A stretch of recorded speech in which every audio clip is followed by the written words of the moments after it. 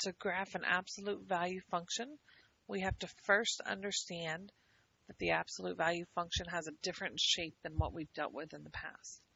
The absolute value function actually has a shape that looks kind of like a V. Well, it's not kind of like a V, it is a V. And it looks like two linear lines that have connected together. So they're straight lines, but they have a point at the end. So make sure that yours always has a point. To graph this, we can start off pretending like the absolute value isn't here. How would we graph this? Well, we have a y-intercept at 0, 0, and we have a slope at 1 over 1.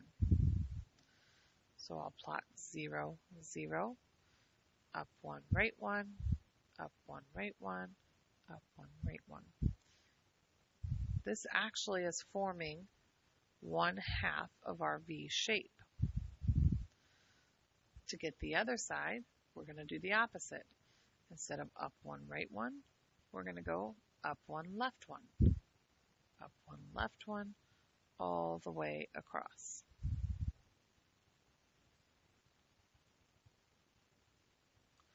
Now, this actually represents what I would call the parent function of the absolute value functions.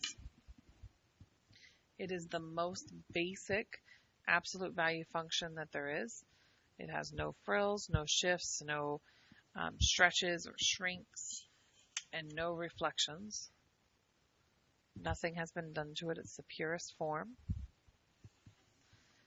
Now, from this pure form here, we're able to create all other absolute value functions by just applying some different transformations to them.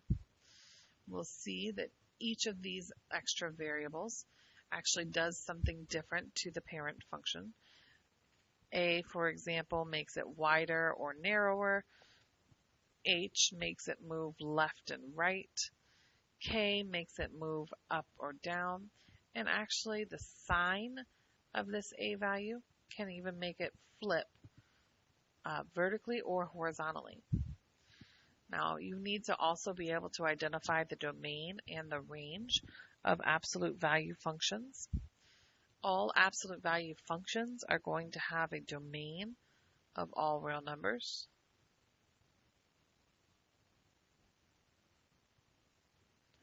Remember, we can use the symbol. And all absolute value functions will have a range that's related to this k value. Remember that range is the y value. It's the y values that are included in this function. And so this k value moves it up or down, which means it can include or exclude some values. Because right now, the parent function, the range is y is greater than or equal to 0, because there's nothing down here that's a part of the graph. Well, if k makes it move up 3, then that means that the range has to move up 3 and becomes y is greater than or equal to 3. If it moves down 2, of course the range would have to move down 2. So we can say that our range will always be y is greater than or equal to whatever our k value is. Or if there's a reflection that happened over the x-axis, it could be that y is less than or equal to k. You'll just have to pay attention to decide if there's a reflection or not. Now, we just talked about how h and k can move it up, down, left, and right. And we just said that when k is added or subtracted from a parent function, we said that that moves it up and down.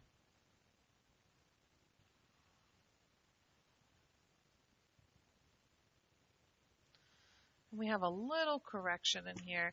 It should say that when this constant h, not x.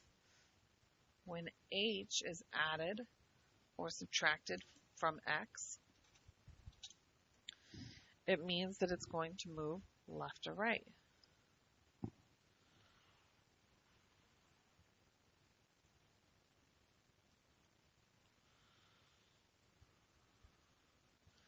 So to put this in shorthand, K, up, down, H, left, right. Reflections. When you look at the A value, the number in front of the absolute value, if that number in front is positive, then no reflection has happened. But if it's negative, there's actually been a reflection across the x-axis. It will go from opening up to opening down. There's actually one other kind of reflection, but we just aren't able to see it visually on the graph because the absolute value graph is symmetrical or symmetric. And that's what happens when the x is multiplied by -1. Then we actually have a reflection over the y-axis.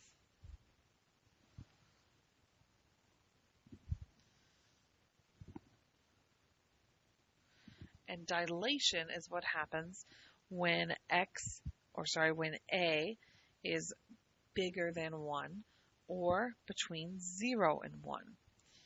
And it talks about being stretched or compressed vertically, but actually you only need to know if that A value made it narrower or wider.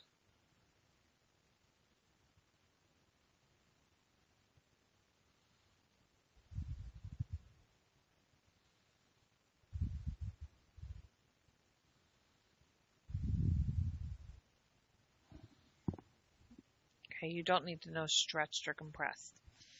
When that A value, and of course we're talking about just the value itself, the absolute value itself, because the sign tells us reflection. When it is greater than 1, then that means that I'm going to have it narrower. When that A value is between 0 and 1, so again we're talking absolute value, is less than 1, then it'll be wider. Let's actually do some graphs.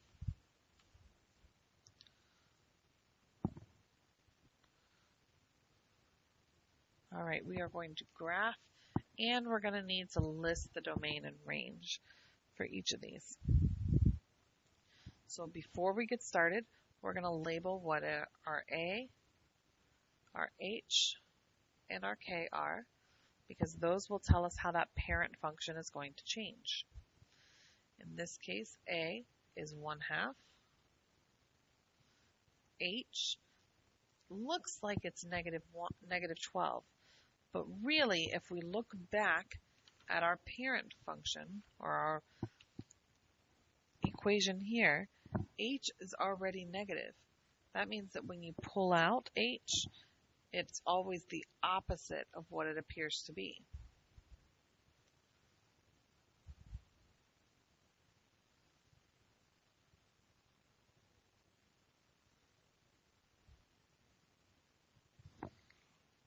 Okay, it's always the opposite of its appearance. So when I look at this -12 inside, it looks like a -12, but really H is actually a +12 because that negative was already included in the equation. And as far as K goes, K is found outside of the absolute value symbols. There's nothing outside of the absolute value symbols that's added or subtracted. So K in this case is 0. So when I go to graph this, I know that my starting point is going to be at 0, 12.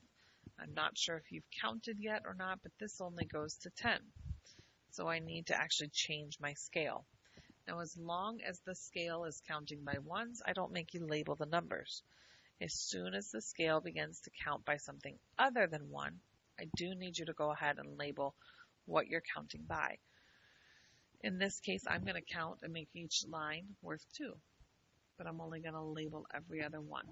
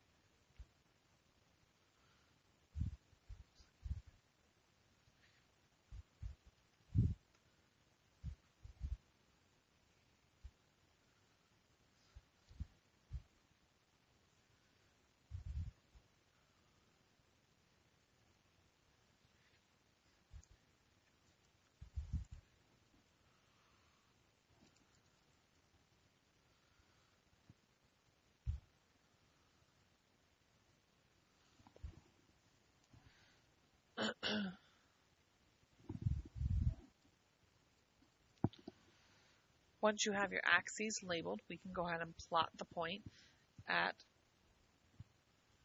our h, comma, k value, because that is going to be acting as our vertex, the highest or lowest point of the graph.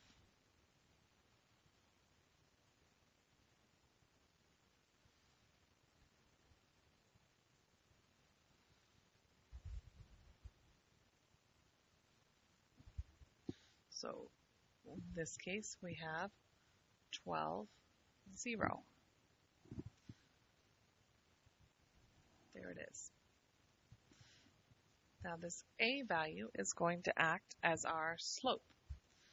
So we will go up 1, right 2. Up 1, right 2. That's 1/2 of our V shape. To get the other half of the V shape, we have to do the opposite. Up 1, left 2. Up 1, left 2.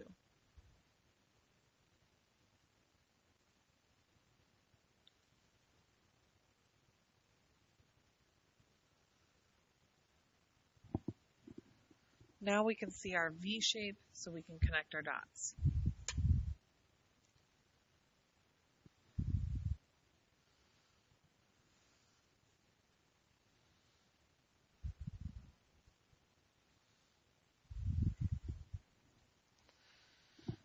We can see that from the original that we had graphed on the other side, the x, or the h value, shifted it to the right 12, and the a value made it much wider than what the other graph was on the other side, the parent function. That's how these extra numbers added in can affect our graph. Now we need to list the domain, and we need to list the range. Domain should be easy because all of them have the same domain, all real numbers. And the range, since it's opening up, it's going to be y is greater than or equal to, and our k value was 0. Let's take a look at the next one. We need to label A, H, and K. A is 2. H is -1, opposite of its appearance. K is 3. So that means that I'm going to have that vertex point moving to -1, 3. It'll move left 1, and it's going to move up 3. This 2 means that I'm going to have a narrower graph.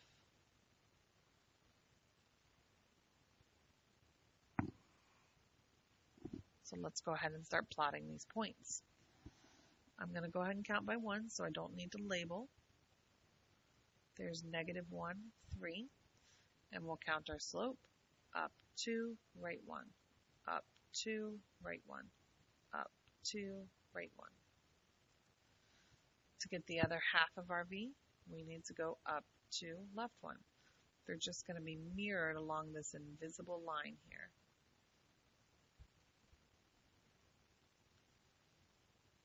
And then connect your dots.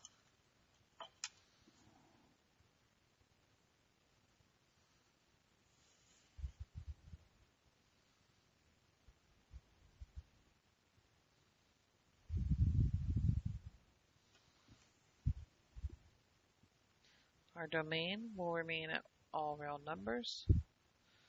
And our range, it's opening up, so y is greater than or equal to our k value, 3.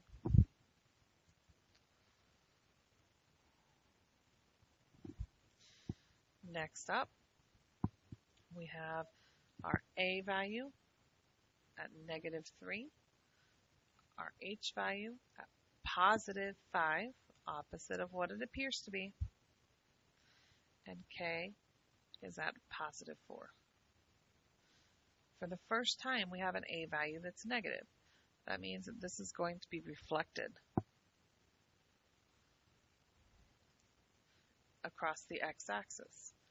The 3 means it's going to be narrower.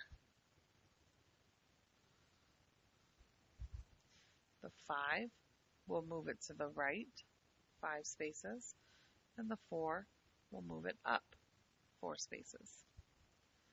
So I'm going to start at the point 5, 4.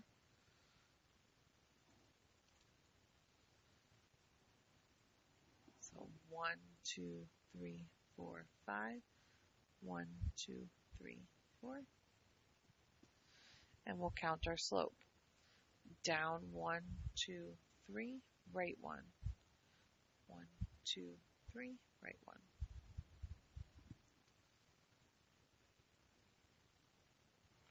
And to get the other half of my V, we're going to need to go down 1, 2, 3, left 1.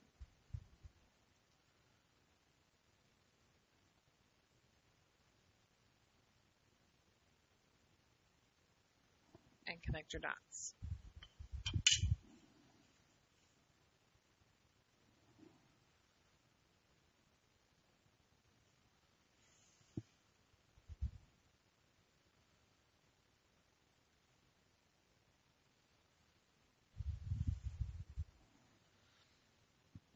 Our domain, still all real numbers, as all absolute value functions are, and the range. This time it's opening down, so that will indicate y is less than or equal to our k value, 4.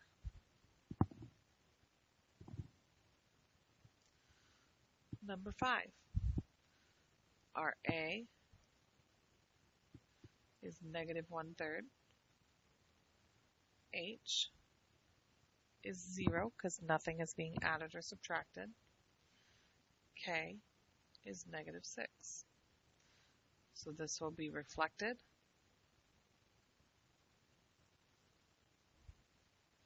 It will be wider because that's between 0 and 1. Remember the absolute value of it. This will not move left or right, but this will go down 6. So we will start at the point 0, -6, 0, -6. And count our slope. Down 1, right 3.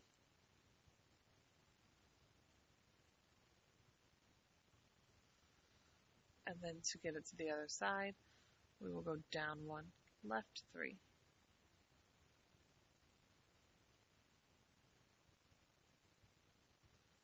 And draw our lines.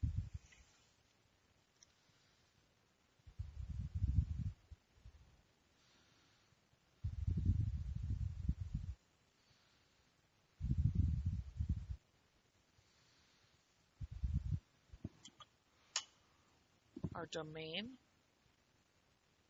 of course, is still all real numbers. And our range, since it's opening down, is less than or equal to, and the highest that it can be is this -6 from our k.